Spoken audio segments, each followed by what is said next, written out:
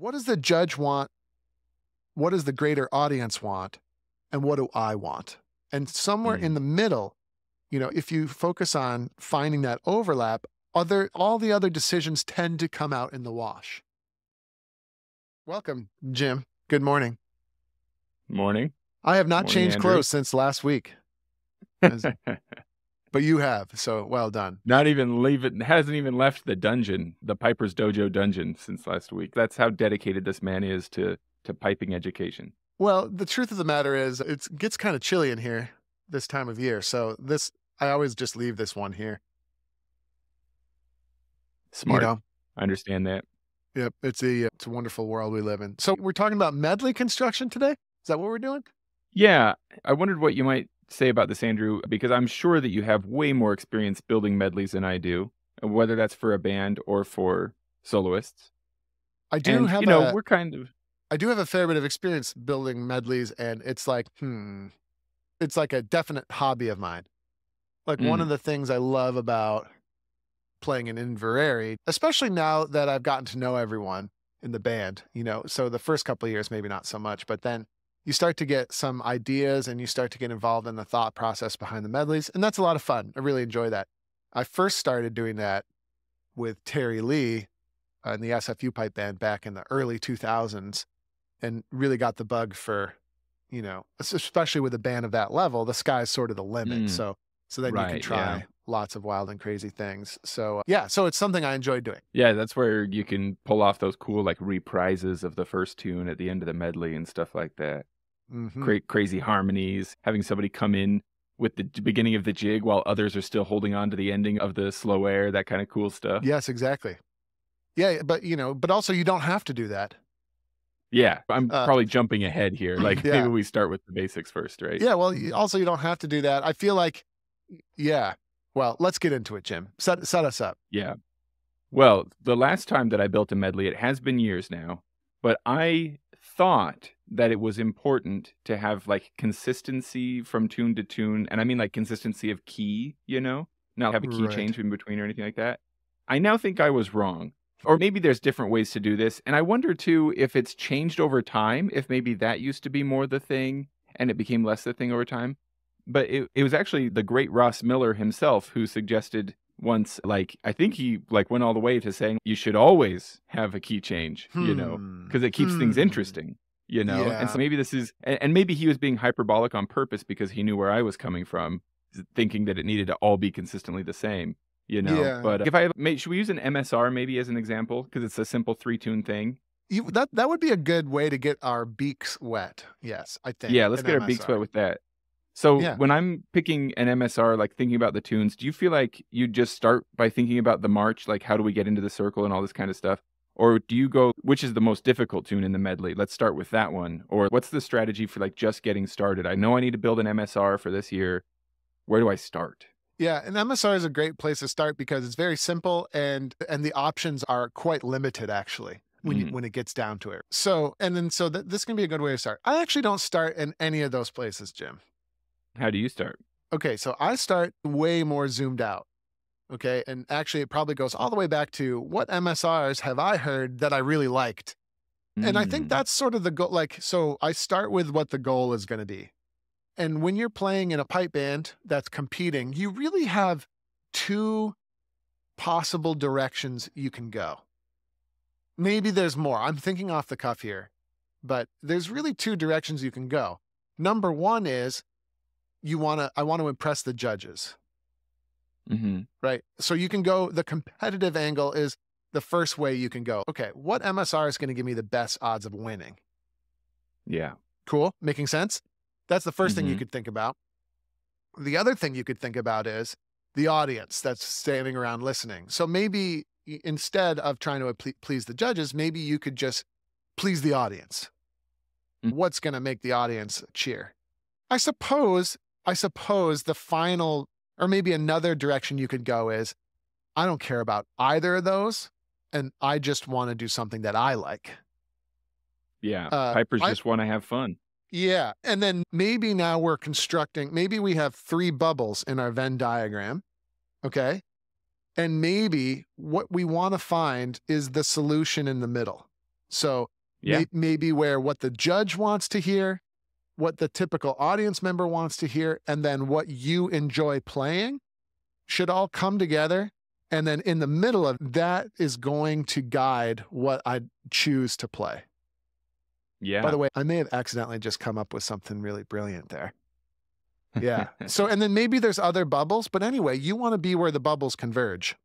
Okay. Yeah. So when you're playing an MSR, okay, so we could think about those three things.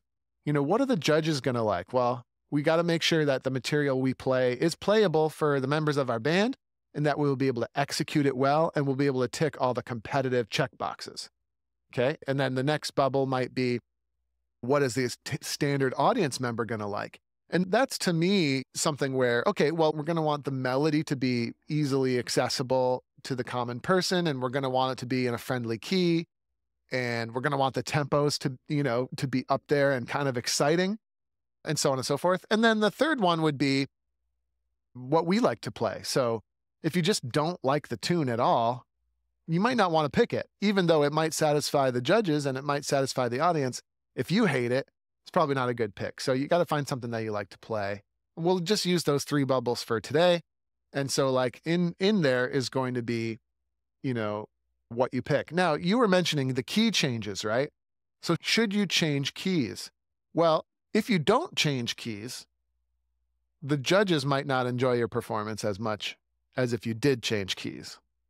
But then also the standard audience member, I won't call them uneducated necessarily, but the standard audience member, they too are probably going Uninitiated, to maybe. enjoy. Yeah, they too are probably going to enjoy a little key change. And then you might enjoy a key change as well. So that seems like something you probably want to do. Maybe as a general guideline, we want to include key changes. Mm-hmm. And by the way, if you don't understand what a key change is, that's okay too. Like you don't have to be a music theoretical physicist in order to understand key changes. It's just like the basic notes that tunes utilize. You want to change it up. So some tunes are sort of dark, low A based tunes. Some of them are happy tunes that sort of revolve around the note D. Maybe sometimes you get, dark tunes that revolve around the note B. But anyway, you kind of want to mix that up. You want to mix that up so you have different flavors coming through in the MSR. But that's how you would go about maybe starting the process. Yeah. So do you feel like maybe we'd have to get tune specific for this, but I'm very curious to know if there's any hot tips for transitions between those tunes. Of course, there's a lot of ways you could do that, but thinking about me as I'm a typical, I'm going to be playing with a grade 4 band, so maybe not too fancy. Like, where would I start with a transition? Is it just, hold that last note for 3 beats and then start the next tune? Is it as simple as that? You could do that, but again, let the big picture guide your decision making there. So you could try doing breaks in different ways, okay? And then you would want to pick the break that ticks as many of the strategic Venn diagram checkboxes. Oh, those same, as you can. Same ones. So that makes sense. Now, the judge might really enjoy a 2-beat break that's very clean and there's no mistakes. But maybe that's kind of boring. Maybe I don't really enjoy that as much as just going straight into it on the next beat and, the smooth operator break. Strathspey, like the real starts on the next Strathspey beat. I find that kind of exciting, kind of like, oh, nice. And then if you could pull it off really well, the judge even might actually like that quite a bit as well. So there's a lot to be gained by doing your break in that way, if that's what you value. But maybe you want to lean a little bit more towards conservatism on the breaks, making sure that it's very technically clean, because maybe the main thing you'd like to take away from your performance is the gold medal. You want to win that blue ribbon. Yeah. So maybe you're a little bit more conservative, and that's okay. These little decisions that you make are what's going to make your band or your own performance unique, right? So it's all up to you. I feel like it's just me that needs this reminder, but it's like on that Venn diagram when we're talking about what will please the judge, maybe like an overriding, important, overarching kind of idea there is, can it be done well? That's course. Like the main thing.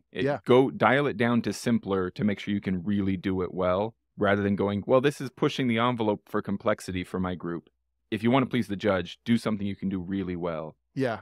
Whereas the please the audience and the please yourself, that might be requesting, as you're making decisions, a little more complexity to make it interesting and fun, in sense of Yeah, balancing these things. exactly. So when somebody like Ross, hey, Ross, maybe you're out there listening. Hey, hope you're well. Somebody like Ross who says you should always have key change. And first of all, I don't know if Ross would say that, but that might be a good general practice. But the word always is probably not true.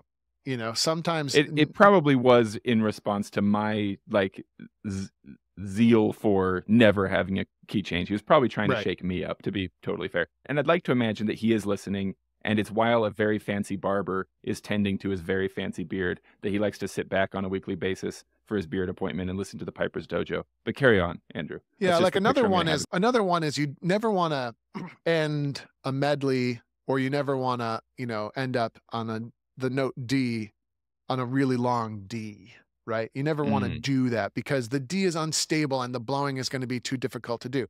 And so I sort of agree with it as a guideline, but then never say never, because maybe by taking that risk, you can achieve something really cool. Like maybe the medley really does need to end on that note. And so you just do it. And then you just try and get the blowing as good as you can get. And so like a lot of times it's worth the risk, and it all has to do with sort of balancing that out. So that's what it is for me. Sense, yeah. Zoom out and think about it from the big picture there. What am I trying to achieve here? I think those three things I mentioned are pretty close to the three that most people would want to balance when they're performing. What does the judge want? What does the standard audience member want? And then what do I want? And then you kind of want to pick stuff where all of that converges. What about harmonies, Andrew? Is there a level at which my group needs to be playing before I introduce harmonies? Because I'm a guy who loves harmonies. Like, I like to hear them. I love to play them. So that goes in the what you I always want bubble. Harmonies. Yeah, so that goes in the what you want bubble, isn't it? So it's like my band gets excited to play harmonies. I personally like playing harmonies. I like writing harmonies. So that's like harmonies are strongly in the what I would love bubble. Making sense? Now, let's say you're a beginner band. So how much harmony does the judge want? And the answer there is the judge maybe wants a little bit sprinkled in here and there. The judge probably doesn't want a whole lot though, because, at the beginner level, we're looking for, the judge is probably looking for us to do the basics really well. And a little bit of harmony probably fits into that, but a lot of harmony, probably not. So we might want to tone down the amount of harmonies that we would personally love to benefit our, competitive aspirations. So maybe, be a little bit more conservative there. And then if we're thinking about what the audience would want, I think that the audience probably wants something in between, like the audience probably likes a little bit of harmony, but they probably don't want as much as bagpipe nerds want it. Like for whatever reason, it's just, let's play those harmonies. That's what we want. So again, from the zoomed out perspective, you want to pick your battles. Inverary, as any connoisseur of grade 1 pipe bands will tell you, we're always in that situation. We always start off with tons of wild and crazy harmonies. And then inevitably, as the season goes on, for lack of a better term, you have to kill the darlings, and you kind of have to carve away at it. And you have to pick what you really want, because judges and audience members will express, yikes, a little busy there, boys. Couldn't find the melody. Yeah, couldn't quite figure out what you're trying to do. And remember, you have your bias because you're in the trenches every single day. You're practicing it. So you can hear how the complicated harmonies are supposed to fit in, but that will typically go over the head of someone who's hearing it for the first time. So that makes sense. Yeah. Where harmonies are concerned, there's no rule, but we do have those three things that we're trying to achieve, let's say, and we need to balance what we're going to do with our harmonies across that.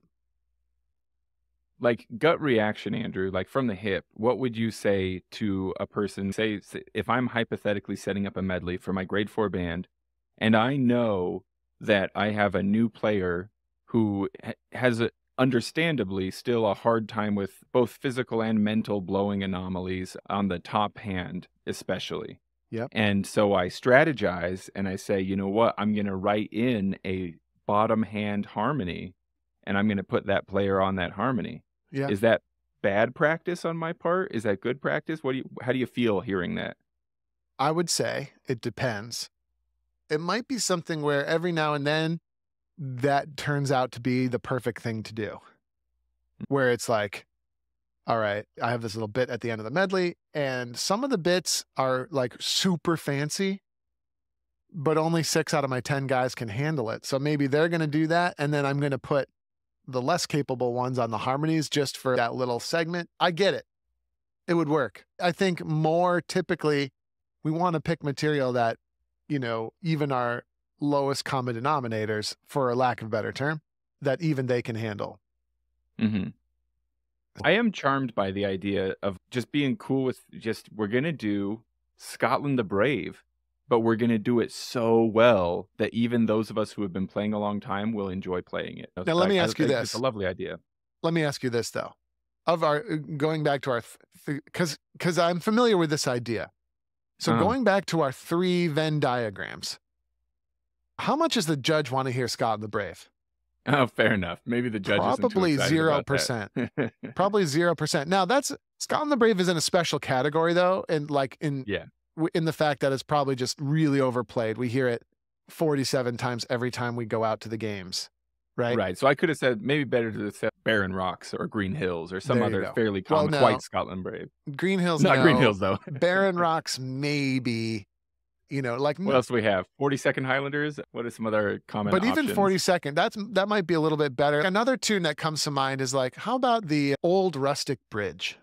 Oh, yeah. Old Rustic Like Bridge. that's a classic 2/4. It's not like a mass bands tune that sort of makes you want to scratch at your eyeballs if you've been piping for a long time. Now, if you're brand new pipers, don't misunderstand me. These are great tunes. And they're going to be a huge part of your life. But then after a while, it's kind of like when you listen to the radio and you're like, oh, what do you know? Taylor Swift. You know what I mean? It can have that kind of effect. So if you're trying to please a judge, by the way, I love, like, one of my secret ingredients, if there is such a thing, when I'm doing a medley, nostalgia is a secret ingredient. If you can figure out, I've heard of this. If you can figure out how to make the judge feel nostalgia, I feel like that's it's like when you get the fireballs in Super Mario, right? Yeah. If you can figure out how to get the judge to feel the feels, to feel the nostalgia, that's a good thing. That's why you'll often hear really great medleys incorporating some of these nostalgic tunes in some way, right? Yeah. Is because nostalgia is like bass boost. It gets you extra points. Yeah. And by the way, no one, I don't care who they are, no one can stop you. Once they've accidentally felt the feels, you will get a boost, right? If you can get them, that's secret ingredients. So now, is Scotland the Brave nostalgic? No, because it's overplayed. But is something like the Old Rustic Bridge nostalgic? It's an interesting thought. Because, sure, maybe that tune has been played quite a few times, but not so much. But not so much, and certainly not so much lately. So now a judge hears this tune, blast from the past, played on modern tone with some thoughtful harmonies, and suddenly, that band opened up their medley. Instead of a fancy hornpipe, they opened up on Old Rustic Bridge, and suddenly you caught them something a little unexpected, something a little nostalgic, and then to Jim's earlier question, with the right kind of harmonies, if you can pull that off, you get the bonus points. Which is cool. It's a fun game to play, right? And by the way, I think the nostalgia thing, that can work at any level, not just grade 1. Instead of doing something wild and crazy and freaky, try and hit them in the feels. Yeah. That's definitely something you're looking for. So then, Andrew, like, at what point, if you're the person or one of the people who's working on this medley, at what point does it need to be done? Like, can you keep messing with a medley right up until competition day, or is that bad practice? Should you be able to hand the tunes as they're going to be in the order they'll be to your bandmates and not mess with their heads after that? That's a great question, and it's really it just tends to be really hard to do. It's really hard to give your band the medley in September and not change it. And that's just like the way that it is. I think what you're probably realistically shooting for is the main key ingredients are given to the band as soon as reasonably possible. And then those Mm, ingredients need to be kind of like road tested. So what a lot of sure. bands This will kind of do, back and forth game, yeah, that kind of what a thing. lot of bands will end up doing is you take something that you were playing in a concert that the crowds Mm, really enjoyed. And then, a year or two later, it ends up in a medley because you know it works. And even though it might not be super exciting because people have played it for a while, at least it's road tested and you know that it works. I think you see that a that's lot. cool. I Great. never really thought that Go ahead, makes a lot Jim. of sense. It's like, your concert repertoire can become your testing ground for future Yeah. medleys. I think it's a fun way to think about it. It's why all they do now is remake old movies because Yes. y- Yes. Yeah. it's because you know it works, You know right? it works. Yeah. We know Spider-Man works. We know people Yeah. love Spider-Man. So I'm not going to make a new superhero. I'm just going to make a new Spider-Man movie because I know it works. Yeah. And the same thing can be true in the pipe band. It's like, well, we played this medley last year, but the judges didn't love the opener. So what we're going to do Mm, is we're just going to switch out the opener to this tune. We know it works.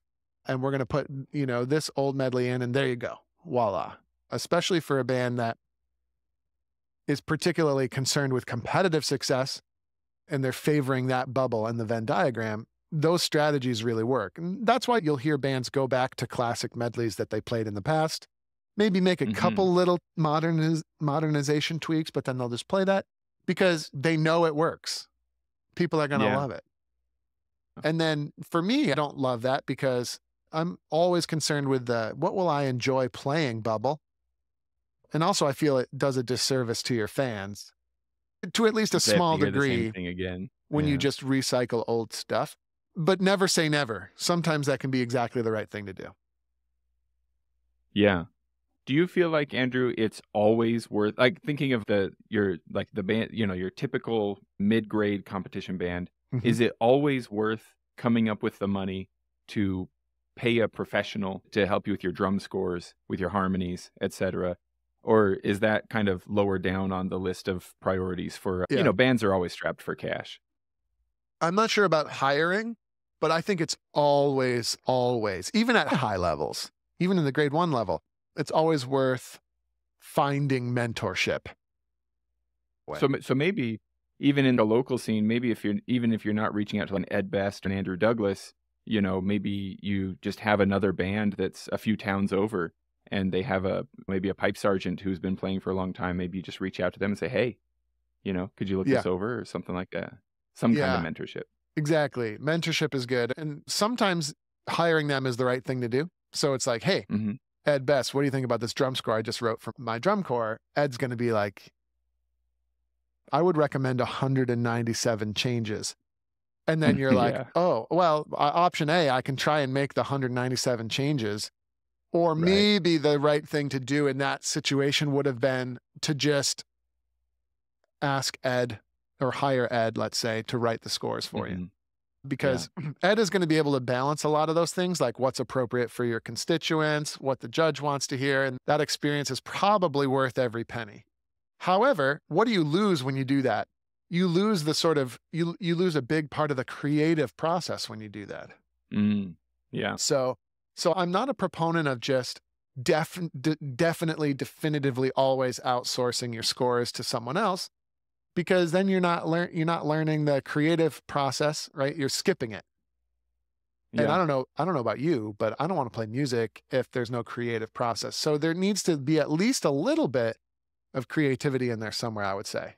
And then Mm. the same goes for pipe bands.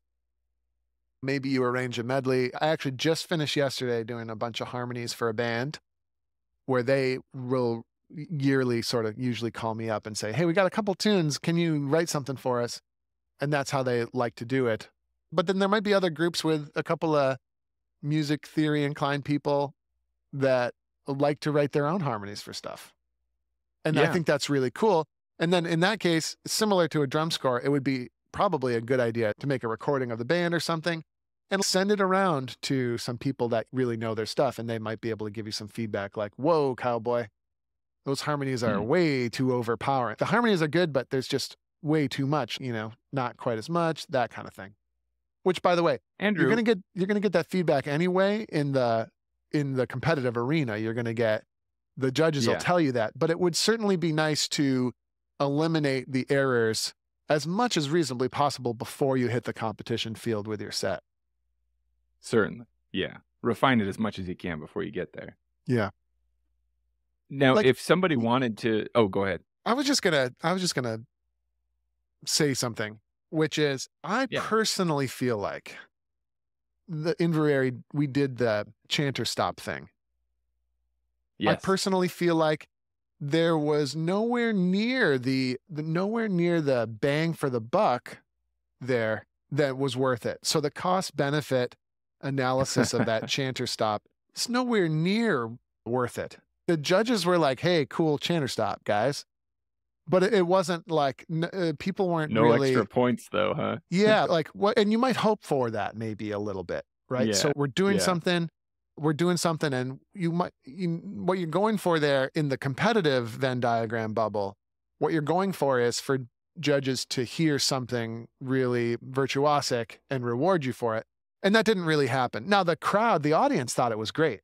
So in that I was just going to bubble, say, in that audience part, that was cool. Yeah.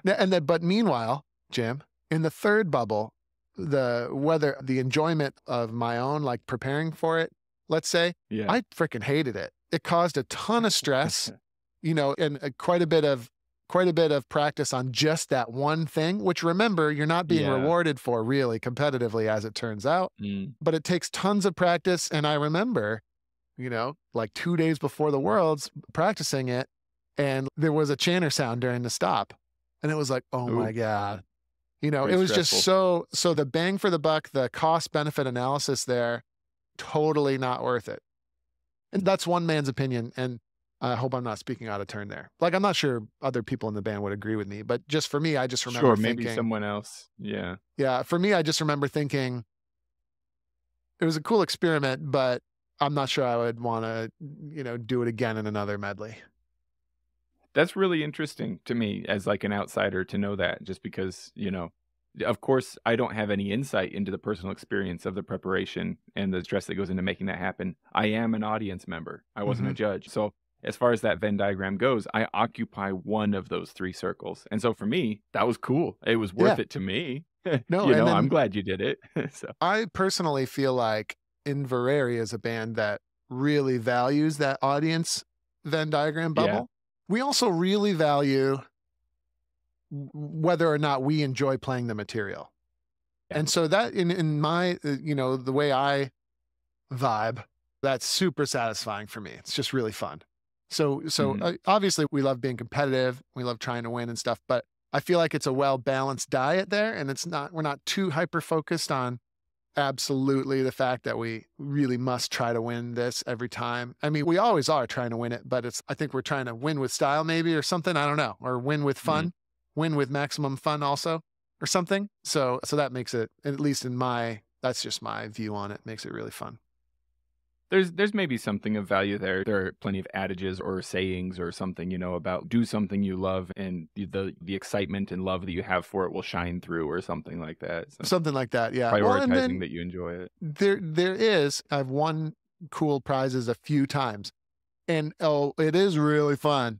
Really fun. Yeah. Really, really fun. Like super fun to win. Super fun. It's great.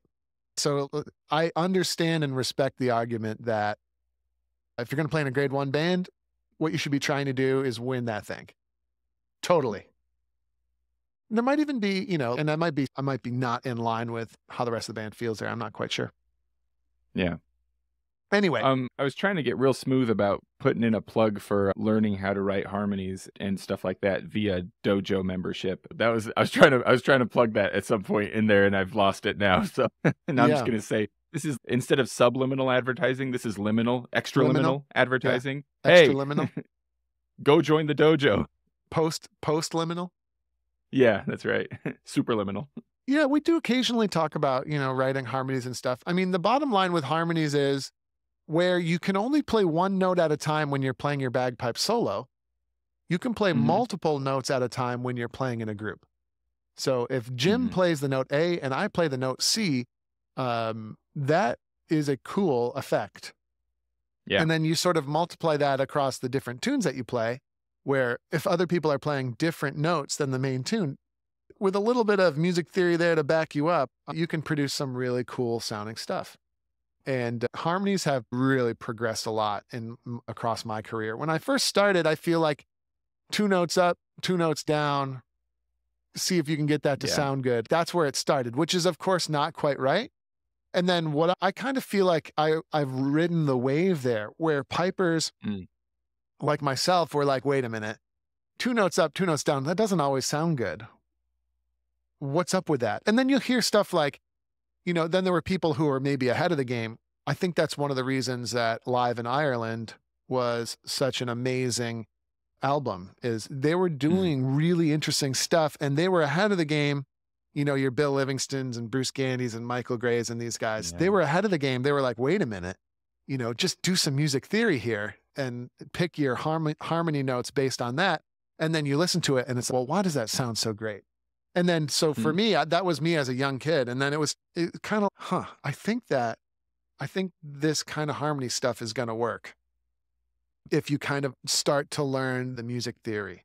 And I remember kind of like picking up on that. And of course, when I did my music degree at SFU, and actually probably before that, when I was starting to do music theory in high school and just the basics, like your basic 3-note chords, major and minor chords, this, that, and the other thing. And you look at pop music and you see like, oh, pop music uses these 4 chords basically all the time. I wonder if that's maybe also true for bagpipe tunes. And what you find is, yes, that's Yeah. basically it. And then if you learn your 1, 4, 5 and, you know, all that kind of stuff and you apply it to bagpipe music, it's there. It's all there. And what you're seeing now is that's obvious now Yeah. to most pipers out there writing harmonies. It's obvious. So it's obvious that if you identify the chord progression that fits the tune really well, and then you pick your harmony notes based on that, it's going to sound great. So now we're at this whole different level now where it's just all the harmonies are almost always sounding great at the high levels.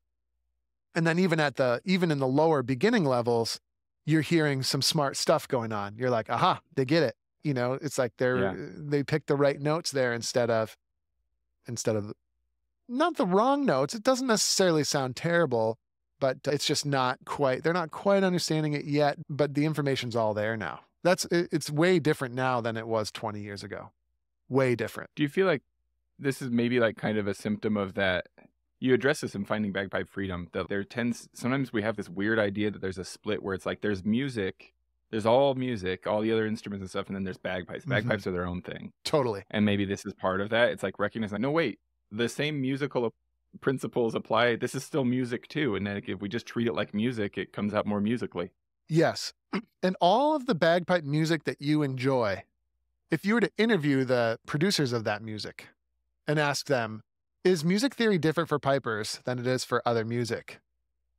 Every last one of the performers that you really enjoy, like what they've done creatively, they'll all tell you like, no, it's basically the same. And maybe there's slight differences, and there are. There's some Like quirks the in there. bagpipe Yeah, is, there's for anything. yeah, there's slight differences. For example, the bagpipe is a just tuned instrument. So Mm. that's a slight difference. So if you play a bagpipe with an organ, which is an equal tempered instrument, I think, got to double check my facts there. But let's say you play the bagpipes with a piano, which is an equal tempered instrument. There's going to be a couple of issues that you discover. Like high Gs don't sound good with piano Gs typically. And that has to do with these slight little differences. And then you have to kind of maybe do a little work around here and there. But the basics are the same. The basics are totally the same. And by the way, with modern technology, you can actually get an electronic piano keyboard to play with just intonation if you really want to. So you can work around it that way too. But Mm. that's a bunch of complicated gibberish just to say, yeah, there are some differences. I think the key thing, I was chatting with somebody on one of the Facebook groups about this recently. Like the key thing is the big difference that makes it seem like bagpipes are different than other instruments is that we don't play in accordance with concert pitch, right? Yeah. That's the big monkey wrench. So if you can wrap your head around that. So bagpipes are the same as all the other instruments in the world, except we're just not tethered to concert pitch. Like that, the fact that our A isn't always at 440 or at 466 or whatever, the fact that we're not always at that concert pitch number and we can float around, and we do, depending on the environment, well, that makes it much more difficult to tune to other instruments, which leads to the idea that, oh, we're just different. And we are. We're different in that one respect. But beyond that, it's not a whole lot different. But that also means that chord progressions and the basic rules of counterpoint and like all these music theory things, right? It's still true. And it works. Yeah. And it's a huge opportunity. It's a huge opportunity to be creative. All right. Anything else we need to know about making a medley? I think the zoomed out... There's nothing else we need to know. That's everything. I think the zoomed out thing that we accidentally stumbled upon at the beginning, I think that's really useful. You know, figure out what's important to you. And for me, the three things that we've been working with, I think that basically sums it up for me. I was thinking of it off the cuff. Maybe I'll come up with a fourth bubble at some point. But yeah, what does the judge want? What does the greater audience want? And what do I want? And somewhere in the middle, you know, if you focus on finding that overlap, all the other decisions tend to come out in the wash. Do we need harmonies at the end of the medley? Well, what does the judge want? Turns out, nowadays, they're expecting that. And the audience wants it, and I want it. So, okay, there should probably be harmonies at the end. Easy yes. And if the answer is no, it better be a reason that you feel,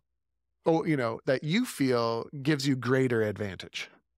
But like as it turns out, harmonies at the end of the medley, almost always a yes, because that's what all three bubbles really are kind of craving. So you're going to do that. Are you going to have harmonies in the slow air? Well, it turns out that's what everyone wants. So that sounds good. Are you going to have key changes between the tunes? Well, it turns out the judges like it. The audience likes it. And I don't really care one way or the other, let's say, but I don't mind it. So yeah, probably you're going to be working some key changes in, making sure there's some diversity in the sounds that you're going to make. Am I going to open with a hornpipe? Well, it turns out the judge could care less whether it's a hornpipe or a simple march. They just want to hear something good. And then the audience loves a good hornpipe, I suppose. And I love a good hornpipe, I suppose. But what about like an up-tempo 2/4 march? Maybe that would really please the judge. Maybe it would satisfy the audience. And I kind of like the challenge, so maybe that's my pick. I don't know. So there you're, rather than going good choice, bad choice, you're going good choice, better choice. Right. Tempo is another good one to think, like the tempos that you're going to present. And by the way, this goes to the MSR as well, not just the medley. But think about your three bubbles. You know, the judge might prefer slightly more conservative tempo that's played really, really well. Yeah. But maybe not drastically slow. So you can pick your tempos based on that as well. Slower tempos might not satisfy the greater audience that much. And it might not satisfy you, the band, quite as much. Maybe you'd prefer to just rock out at a high tempo. Sure. But the judge will definitely reward a band that plays clean. So a slightly more conservative tempo, you might pick that. Or maybe you don't find that. Or maybe gripping it and ripping it is the way to go. You know, because having tried playing more conservatively and trying to get the judges' respect that way, they don't even really notice. So let's just be a little more aggressive on the tempos. Because if it fulfills those boxes. I don't know. I'm just kind of thinking it through here. Yeah. But it's all guided for me by the big picture stuff. And then it sort of trickles down from there.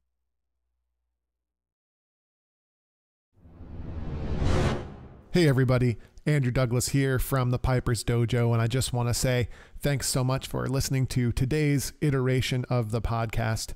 If you enjoyed what you heard here today, it would be super helpful to us and to a lot of bagpipers out there trying to find us. If you could give us a top-notch review on whatever platform you're using to listen to this podcast, particularly Apple, iTunes, and Spotify and things like that, your review would be really, really helpful. So if you have a moment today, definitely go over there and help us out. Other than that, until we meet again, on the podcast or somewhere else, thanks again for listening.